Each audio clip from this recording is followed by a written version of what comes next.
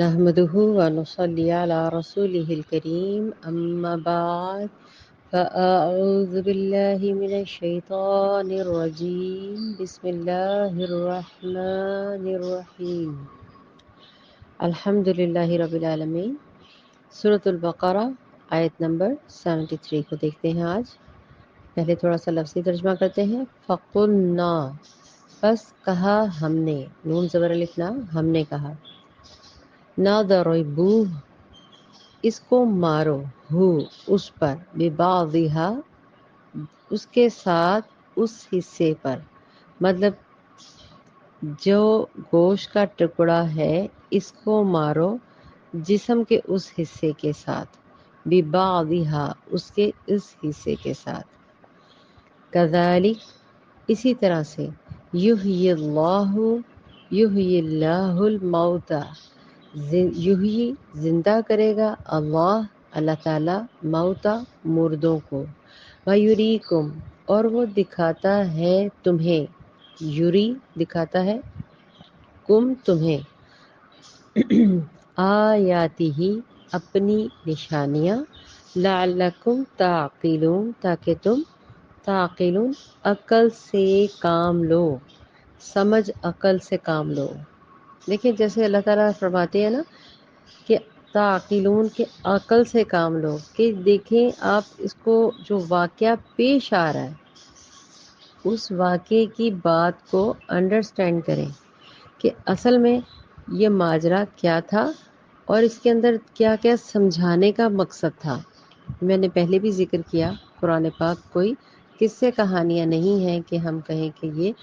بس بیان ہو گئی اور ختم ہو گئی، اس کے ساتھ نصیحت لینی ہے۔ اسی لیے اللہ تعالیٰ فرما رہے ہیں اینڈ پہ، تعقلون عقل کرو، تو جو عقل وہی کرے گا جو سمجھ رکھے گا، جو سوچے گا، جو بات کے اوپر غور کرے گا۔ اللہ تعالیٰ نے قتل کے معاملے کو واضح کرنے کے لیے حکم دیا تھا کہ گائے ذبح کرو اور اس کا ایک عضو جو ہے، ایک حصہ مقتول کو لگاؤ، مرے ہوئے انسان کو لگاؤ، اس کا ایک ٹکڑا۔ یہ جو جسم کا ٹکڑا تھا یا عضو تھا، جسم کے کس حصے کا تھا اس کے بتانے میں اگر کوئی دینی یا دنیاوی طور پر کوئی مطلب کوئی فائدہ حاصل ہوتا، کوئی آپ کو مقصد حاصل ہوتا کہ انہوں نے کون سا گوشت کا ٹکڑا لیا اور کون سے انسان کے کون سے پارٹ کو ٹچ کیا، تو یہ ضرور اللہ تعالیٰ قرآن میں بتا دیتے۔ یہ ہوتے ہیں محمل الفاظ یا یوں کہہ لیں کہ لغو باتیں، کہ جن کا ہمیں زیادہ خام خواہ اس کے پیچھے نہیں پڑنا چاہیے۔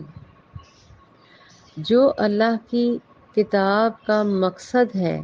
اس مقصد کو سمجھیں اور اس پر عمل کریں، جو صحابہ کیا کرتے تھے، جو آپ صلی اللہ علیہ وآلہ وسلم کی نصیحت تھی۔ لہٰذا یہ مقصود ان باتوں میں پڑ جانا، کون سا حصہ کاٹا، کھال پر ٹچ کیا تھا کہ سکن پہ کیا تھا، داہنے بازو پہ کیا تھا یا بائیں بازو پہ کیا تھا، تو اس طرح کی فضول باتوں کی طرف توجہ دینے کی بجائے اللہ تعالیٰ یہی فرما رہے ہیں تعقلون کہ تم عقل کرو۔ پھر جس طرح اس گائے کا ذبح کا مطالبہ پھر کیا گیا، پھر آپ نے دیکھا کہ اس کے اندر بھی انہوں نے اتنے زیادہ سوال جواب کر کے بنی اسرائیل نے وہ گائے کو کھوجا، تلاش کیا۔ پھر ایسا ایک لڑکا تھا گاؤں کے اندر جو کافی غریب تھا، تو اللہ تعالیٰ کی حکمتیں اور والدین کی دعائیں کہ اس کو اس گائے کے بچھڑے کی پوجا کی کہہ رہی ہوں میں، اس کی پرورش کرنے کے اوپر جو اس کے اخراجات آئے تھے یا جو بھی معاملات تھے، بہرحال وہ سارا کچھ اس کو اپنے والدین کی وجہ سے اللہ نے اتنا خوبصورت تحفہ دیا کہ بنی اسرائیل نے اس گائے کے بچھڑے کو اس لڑکے سے سونے کے برابر تول کر خریدا۔ مطلب ترازو کے اندر سونا ڈالا گیا اور دوسری سائڈ پہ گائے کو پراپرلی اس کے اندر تولا گیا۔ جیسے آپ نے دیکھا ہوگا ابھی بھی وہ کہیں کہیں ریڑیوں کے اوپر ترازو ملتے ہیں، اسی طریقے سے ایک سائڈ پہ گائے اور ایک سائڈ پہ سونے کا برابر ہم وزن کر کے تو اس کو سونا دیا گیا، اس قدر زیادہ۔ بہرحال وہ ایک الگ واقعہ ہے، انشاءاللہ کبھی ذکر ہوا تو ڈیٹیل سے بتا دوں گی۔ پھر اس کے گائے کو جب وہاں سے لے کر آئے تو آپ جانتے ہیں کہ پھر اس کو ذبح کا حکم دیا گیا، اور ذبح کا حکم کر کے کیا کہا کہ پھر اس کے جسم کا ٹکڑے کو جو مرا ہوا شخص ہے مقتول اس کے ساتھ لگایا جائے۔ تو کیا ہوا، وہ آدمی اسی وقت زندہ ہو گیا فوراً، اور حتیٰ کہ اس کے زخموں سے خون بھی بہہ رہا تھا۔ اس سے پوچھا گیا کہ کس نے قتل کیا، اس نے اب اس کا نام بتایا، اور پھر بات بتا کے نام بتا کے اس کی طرف کہ یہ شخص تھا جس نے مجھے قتل کیا، اور وہ اسی وقت مر گیا۔ سب کی آنکھوں کے سامنے یہ واقعہ پیش آیا۔ کذالک یحیی اللہ الموتى۔ اب اسی آیت کے دوسری اسی حصے کے اندر حکمت دیکھیں کہ اللہ تعالیٰ کیا سمجھا رہے ہیں۔ میں پہلے بھی ذکر کر چکی ہوں کہ بنی اسرائیل کا جو کانسیپٹ تھا آخرت کا اور موت کا، وہ خراب ہو چکا ہوا تھا۔ ان کو لگتا تھا ہم اپنے جو ہیں بزرگ ہیں یا ہمارے جو بڑے بنے ہوئے اس وقت پہ کر، تو ہم ان کو بلیاں چڑھاتے ہیں، اس طرح کرتے ہیں، تو وہ ہمارے لیے اینڈ میں ہمارے لیے بڑا زبردست ہمیں بینیفٹ دے دیں گے اور ہماری جان چھوٹ جائے گی۔ اور دوسرا ان کا یہ تھا کہ یہ جو جانور ہیں یا یہ جو بت ہیں یا جن کو ہم پوجتے ہیں، یہ ہمیں بچا لیں گے اور ہماری زندگیوں کو لمبا کر دیں گے۔ حقیقت اس سے بالکل مختلف ہے۔ ہم الحمدللہ ایمان والے لوگ یہ جانتے ہیں، لیکن یہ بنی اسرائیل کا کانسیپٹ خراب ہو چکا ہوا تھا۔ تو اللہ تعالیٰ نے مردہ گائے کے ٹکڑے سے مقتول کو زندہ کروایا، اور یہ اس بات کی دلیل ہے کہ اللہ تعالیٰ مردوں کو زندہ کرے گا۔ اللہ تعالیٰ اپنی عظیم قدرت کا مشاہدہ کروانے کے لیے زندگی کو بعد الموت کا جو نمونہ ان کو دکھایا، تاکہ ان کے باہمی جو جھگڑا ہے وہ بھی حل ہو جائے۔ یہ بیسیکلی جو ڈیٹیل میں آپ کو بتا رہی ہوں، یہ مختصر کثیر البیان سے لی گئی ہے کہ اس طرح سے اللہ تعالیٰ نے ان کو زندگی کا اور موت کا کلیئر حصہ بتایا کہ ان کے آنکھوں کے سامنے یہ مشاہدہ ہوا۔ اور یہ یاد رکھیے، میں پہلے بھی ذکر کر چکی ہوں، پھر دوبارہ کر دوں کہ یہ یاد رکھیے، یہ کانسیپٹ، یہ چیزیں یا یہ معجزات، یہ باتیں یہ اب نہیں ہوتی۔ کوئی بھی آپ کو کتنا بھی بڑا بزرگ، بڑی ہوئی پہنچی ہوئی چیزیں ہوں، یہ معجزات صرف پیغمبروں تک کو محدود تھے۔ اس کے بعد عام دنیا کے اندر یہ چیزیں نہیں پائی جاتی۔ آپ کو کرتب یا ٹرکس ضرور دکھائے جاتے ہیں، ٹھیک ہے، وہ ٹرکس ہی ہوتے ہیں، کرتب ہی ہوتے ہیں جو انہوں نے سیکھے ہوتے ہیں ہلکے پھلکے، لیکن ان کا حقیقت سے کوئی تعلق نہیں ہوتا۔ تو اللہ تعالیٰ نے یہ جو یحیی الموتى، یہ جو موت کا جو واقعہ پیش ہوا ان کے سامنے اور وہی زندہ کرے گا، اس کو ظاہر کیا۔ وَيُرِيكُمْ آیاتہ، اور تمہیں اپنی نشانیاں دکھاتا ہے اللہ تعالیٰ۔ یہ معجزات اللہ تعالیٰ ہمیں یا اس بنی اسرائیل کے لیے جو اسپیشلی الفاظ آئے ہیں یُریکُمُ، یہ اللہ تعالیٰ ان کو دکھا رہا تھا۔ اس واقعات میں اللہ تعالیٰ نے قدرت کی نشانیاں بتائیں کہ جس زندہ گائے کی عظمت کی تم قائل ہو چکے تھے، وہ نہیں ہو سکتی۔ اللہ تعالیٰ کی جانب جب چاہے وہ چاہے گا، مردہ گائے ہو چاہے انسان ہو، اس کو وہ زندہ کرے گا۔ جیسے گائے کو بھی زندہ کیا، ان کے سامنے وہ ذبح ہوئی تھی، ان کا کہہ لیں کہ وہ ایک امیج ٹوٹا کہ یہ تو اتنی بابرکت اور معتبر گائے تھی جو کہ پوجنے کے قابل تھی، لیکن اس کو تو قتل کیا گیا، اور قتل کر کے کیا وہ دوبارہ خود زندہ ہو سکی، اپنے آپ کو بچا سکی؟ نہیں۔ اور جو جھگڑا ان کے درمیان تھا، دنیا میں نہ صحیح، آپ ایک دوسرے کے اوپر بلیم کرتے رہتے ہیں، دنیا میں نہ صحیح، اسی طرح سے انسان آخرت میں دکھائے گا، اسی طرح سے جب اللہ تعالیٰ ان کو زندہ کرے گا جیسے اس شخص کو کیا۔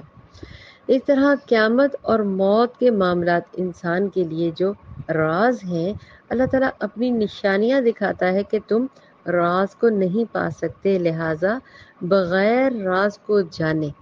یقین کر لو کہ موت اور قیامت اللہ ہی کے قبضہ قدرت میں ہے۔ اللہ تعالیٰ تمہیں اپنی قدرت کے دلائل دکھاتا ہے تاکہ تم غور اور فکر اور پھر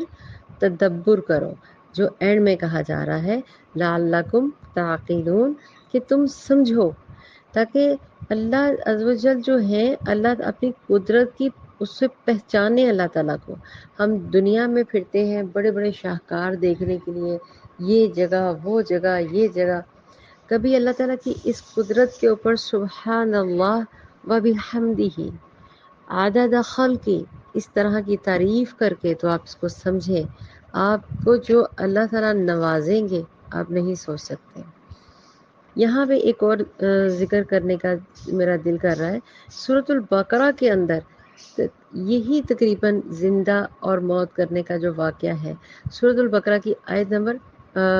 259 اور 260، آپ ان دونوں آیات کا جسٹ ترجمہ ہی میں آپ کے ساتھ شیئر کرتی ہوں کہ وہاں پہ کیا معاملات ہوا۔ وہاں پر بھی کچھ ایسے ہی معاملہ ہوا کہ یہ آیت نمبر 259 اور 260 کی میں ترجمہ آپ کو بتانے لگی ہوں۔ یا اس شخص کی مانند جس کا گزر ایک بستی سے ہوا جو اپنی چھتوں کے اوپر اوندھی پڑی تھی، اس نے کہا اس کی موت کے بعد اللہ تعالیٰ اس کو کیسے زندہ کرے گا؟ تو اللہ تعالیٰ نے اس کو 100 سال تک موت دے دی، پھر اس شخص کا ذکر ہو رہا ہے، اس شخص کو زندہ کیا اور پوچھا تم کتنی دیر رہے؟ اس نے کہا میں اس دن یا اس وقت یا اس کے کچھ حصے تک زندہ رہا۔ اللہ تعالیٰ نے فرمایا بلکہ تم 100 سال تک زندہ رہے، سو اپنے کھانے پینے کی چیزوں کو دیکھو، وہ بالکل بھی خراب نہیں ہوئی، اور اپنے گدھے کو بھی دیکھو تاکہ ہم تمہیں لوگوں کے لیے نشانی بنائیں، اور ہڈیوں کی طرف دیکھو کیسے ہم ان کو اکٹھا کر کے جوڑتے ہیں، پھر ان کو گوشت پہناتے ہیں۔ پھر جب ان پر خوب واضح ہو گیا تو اس نے کہا میں جانتا ہوں کہ اللہ تعالیٰ ہی ہر ایک چیز پر واقعتاً پوری قدرت رکھنے والا ہے۔ اور جب حضرت ابراہیم علیہ السلام نے کہا اے میرے رب مجھے دکھا تو مردوں کو کیسے زندہ کرے گا، اللہ تعالیٰ نے فرمایا اور کیا تو یقین نہیں رکھتا؟ انہوں نے کہا کیوں نہیں، بے شک بلا شبہ، لیکن اس لیے کہ میرا دل مطمئن ہو جائے۔ اللہ تعالیٰ نے فرمایا تو پرندوں میں سے 4 لے کر انہیں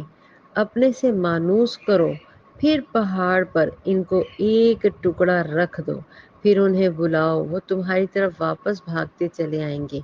اور جان لو کہ یقیناً اللہ تعالیٰ سب پر غالب کمال حکمت والا ہے۔ یہ پورا ترجمہ ہے آیت نمبر 259 اور 260 کا۔ تو یقیناً ادھر سے جو آخری لائن ہے میں وہ سمجھانا چاہ رہی تھی، لعلکم تعقلون، تاکہ تم سمجھو اللہ کی قدرت کو پہچان لو، تاکہ تم عقل سے کام لو، ان کاموں سے رک جاؤ جو تمہارے لیے ضرر کے سبب ہو جائیں گے یا حیثیت نہیں رکھتے اور اس کو تم اہمیت دے چکے ہوگے۔ جو صاحب عقل ہوگا، صاحب شعور ہوگا، جس کو سمجھ ہوگی، وہ جانتا ہوگا کہ میں نے پلٹ کر اللہ کی طرف جانا ہے، تو کیا وہ بنی اسرائیل کی طرح کی حرکتیں کرے گی؟ کسی عام لوگوں کو پکڑ پکڑ کے معبود بنا لے گی؟ کسی عام پتھر کو، پلر کو آپ خود جس کو اپنے ہاتھوں سے گھڑ رہے ہوں، اور وہ تو اپنا سر، اپنا بازو اپنے ارد گرد پڑا ہوا ایک چیز کو نہیں ہلا سکتے، تو وہ آپ کی کیا مدد کریں گے؟ یہ تھے ان دیووں اور دیوتاؤں کے کانسیپٹس جو ان کے دماغوں میں بھرے پڑے تھے، جن گاؤں کی پرستی ان کے دماغوں میں ٹھوس ٹھوس کر بھری ہوئی تھی، اور وہ ایمان لانے کے باوجود ایمانیات کے اندر بے حد کمزور تھے۔ اس تمام واقعہ کا ذکر جو ہم نے بیان کیا وہ تو اپنی جگہ، اب اس کے آگے جو اگلی آیت آ رہی ہے نا، وہ بہت قابل غور ہے۔ اول تو پورا قرآن ہی سبحان اللہ فبأي آلاء ربكما تكذبان، پورے کا پورا قرآن ہی حکمتوں سے، نصیحتوں سے، وصیتوں سے اور اللہ کی نشانیاں اور معجزات سے بھرا ہوا پڑا ہے۔ اسی طرح وہ مردہ شخص جو بحکم الہی تھوڑی دیر کے لیے زندہ ہوا اور پھر چل پڑا، تو یہ تمام جو واقعات ہیں یہ اللہ تعالیٰ کی حکمت سے بھرے ہیں، لعلکم تعقلون، تاکہ تم اپنی نشانیوں کے ذریعے اللہ کی قدرت کے نمونوں کو جو اللہ تعالیٰ بتا رہے ہیں، سمجھا رہے ہیں، عقل سے کام لے کر ان کو سمجھ سکو۔ تو میں بات کر رہی تھی کہ جو الفاظ آگے آ رہے ہیں وہ بہت ذرا سخت ہیں، کیونکہ اللہ تعالیٰ نرمی سے بات کر رہے تھے، پھر اب اللہ تعالیٰ ان کے ساتھ تھوڑا سختی کا معاملہ بیان کرتے ہوئے پیش سے بات کریں گے۔ اور یہاں پر جو اگلی آیات آ رہی ہے وہ ہمیں اپنے معاملے میں جاننے کے بارے میں ضرور ضرور اس کا تجزیہ کرنا چاہیے، انالیسس جسے کہا جاتا ہے اپنی ذات کا، کہ کیا ہم کیا کر رہے ہیں، ہم کس جگہ پہ کھڑے ہیں، کیا ہم اپنے دین کا، اپنے قرآن کا، اپنے رسول صلی اللہ علیہ وآلہ وسلم ان کا جو انہوں نے احکامات دیے، کیا ہم ان کا حق ادا کر رہے ہیں، ہم اپنے دین کے ساتھ آنیسٹ ہیں، کہاں تک ہیں، کہاں تک اپنے اندر تبدیلیاں آئی۔ اللہ رب العزت سے توفیق ہے، اللہ تعالی ہماری اہدنا الصراط المستقیم والا راستہ مستقیم والا بنا دے اور ہمیں اس پر چلا دے، دیکھ تو ہم چکے ہیں، چلا دے، آمین ثم آمین۔